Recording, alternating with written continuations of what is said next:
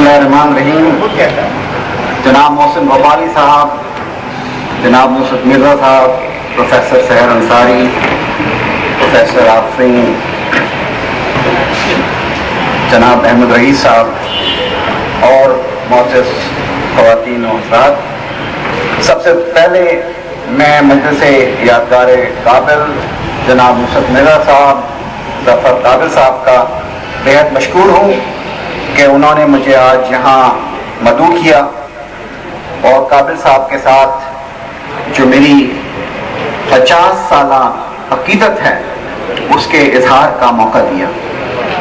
मैं government college Hyderabad में science का तालिब इल्म था, यूनियन का उस वक्त वाइस प्रेसिडेंट था, लेकिन साइंस वाले रूखे पीके लोग होते हैं, उनको अदब से, शायरी से कोई लगाव नहीं होता। लेकिन हादसात और बड़े खूबसूरत हादसात होते हैं किसी ज़िंदगी में। मेरे एक क्लास फेलो और दोस्त थे, उनका नाम था शेख मोहम्मद साबिर, आजकल अमेरिका में मुकीम हैं। वो एक छोटा सा हीराबाद में, जो हैदराबाद से ताल्लुक़ रखते हैं, उनको शायद याद होगा, एक छोटा सा होटल होता था। वहाँ हम कॉलेज से उठकर चाय पीने के लिए जाते थे। तो एक दिन मेरा तारुफ साबिर साहब ने एक रहीम शहीम इंसान से, जो वहाँ एक कोने में बैठे हुए चाय पी रहे थे, उनसे कराया और कहा, ये काबिल अजमेरी साहब हैं। और काबिल अजमेरी साहब जो थे, उस दिन से मेरे ज़िंदगी में एक इनकलाब ले आए। उनकी जब हम गज़लें सुनते थे, उनके अशार सुनते थे, उनके क़िताअत सुनते थे, तो जैसे मेरे लिए एक ज़हनी तौर पर इनकलाब आ गया। और उस दिन से मुझे शायरी का शौक़ हुआ, जो सारी ज़िंदगी मेरे साथ रहा। उसके बाद फिर मैंने फैज़ साहब को पढ़ा, उसके बाद मैंने दूसरे बड़े शोरा को पढ़ा। मैं आपको इस बात की यकीन दहानी करता हूँ कि मेरा सबसे पहला जो इस तरफ तवज्जो थी या इस तरफ जो रुजू था, वो काबिल साहब की वजह से था। मैं उनका बेहद ममनून हूँ। उन्होंने ज़िंदगी में मुझे जो बख्शा है, मैं आपको उसका हाल अर्ज़ करूँ। सारी ज़िंदगी मैं ज़हनी तौर पर बड़े स्ट्रेसफुल जॉब्स में रहा हूँ, पाकिस्तान में भी और पाकिस्तान के बाहर भी। लेकिन जब भी मुझे कोई अपने आप को रिलैक्स करना होता है, तो मेरे दो शौक़ हैं। मैं किसी अच्छे शायर की एक किताब लेकर उसको पढ़ता हूँ या गज़लें सुनता हूँ। यही दो चीज़ें हैं जिससे मुझे सुकून पहुँचता है। और मैं पहली, जैसा लव होता है किसी का, जो पहली गज़ल जिसने मेरा दिल पूरी तरह से अपनी तरफ विरोधा कर लिया, वो काबिल साहब की ये नज़्म थी, तज़ाद जज्बात में ये नाजुक मकाम आया तो क्या करोगे, मैं रो रहा हूँ तुम हंस रहे हो, मैं मुस्कुराया तो क्या करोगे। मुझे तो इस दर्जा वक्त रुखसत सुकून की तलकीन कर रहे हो, कुछ अपने लिए भी सोचा, मैं याद आया तो क्या करोगे। कुछ अपने दिल पर भी जख्म उठाओ, मेरे लहू की बहार कब तक,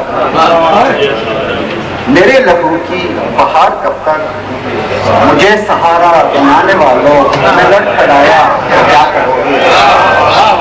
तुम्हारे जलवों की रोशनी में नजर की हैरानियां मुसल्लम, तुम्हारे जलवों की रोशनी में नजर की हैरानियां मुसल्लम, मगर किसी ने नजर के बदले दिल आजमाया तो क्या करोगे।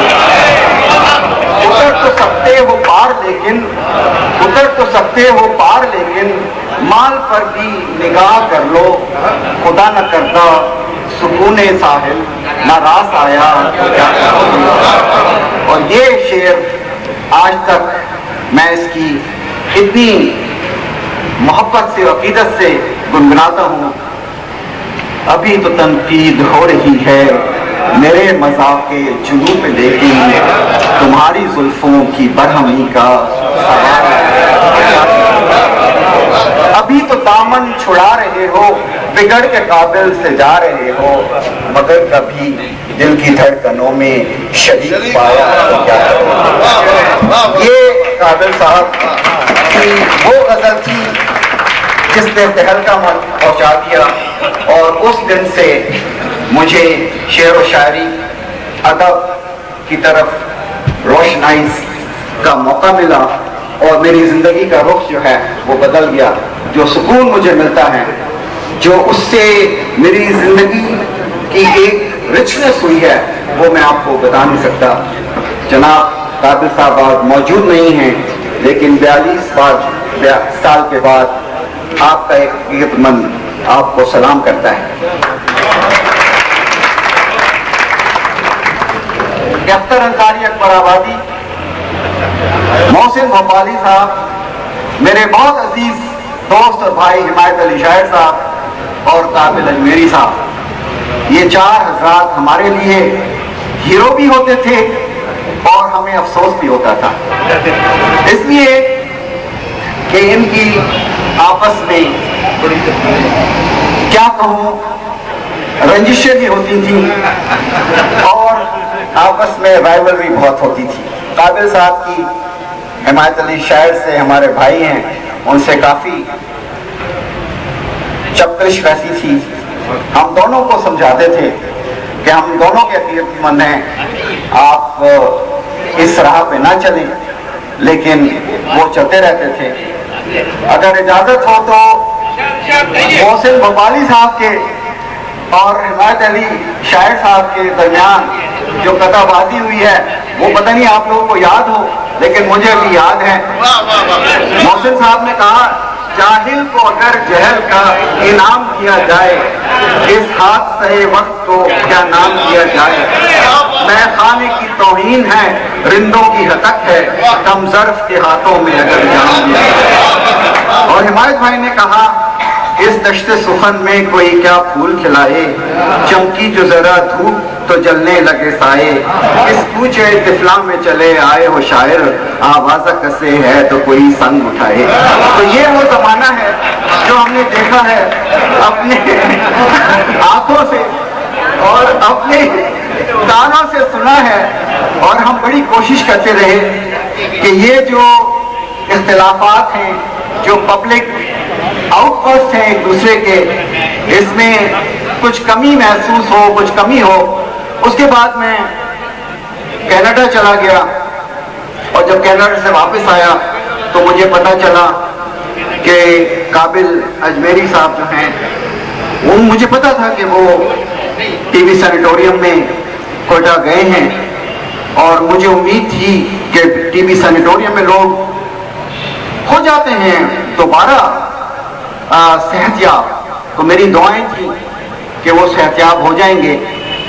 جب میں واپس آیا تو اس وقت مجھے یہ پتا چلا کہ قابل صاحب جو ہیں وہ ہم کو چھوڑ کے چلے گئے ہیں 31 سال کی عمر میں، لیکن ان کی شاعری کی عظمت یہ ہے کہ آج 2005 میں بھی ہم ان کو یاد کر رہے ہیں، اور ہم ہی یاد نہیں کر رہے ہیں، جیسے کہ سحر انصاری صاحب نے، احمد رئیس صاحب نے اور امین الدین صاحب نے بتایا کہ ان کی شاعری کے چرچے تو ہندوستان، پاکستان، بلکہ امریکہ، ہر جگہ پہ جہاں اردو دان ہیں وہاں موجود ہیں، اور یہی ان کی عظمت کا ایک عالی شان اعتراف ہے کہ اس زمانے میں بھی اگر ان کے اوپر سنگ اٹھائے گئے، لیکن زمانے نے ثابت کر دیا کہ وہ ایک بہت بڑے، بہت عظیم شاعر تھے۔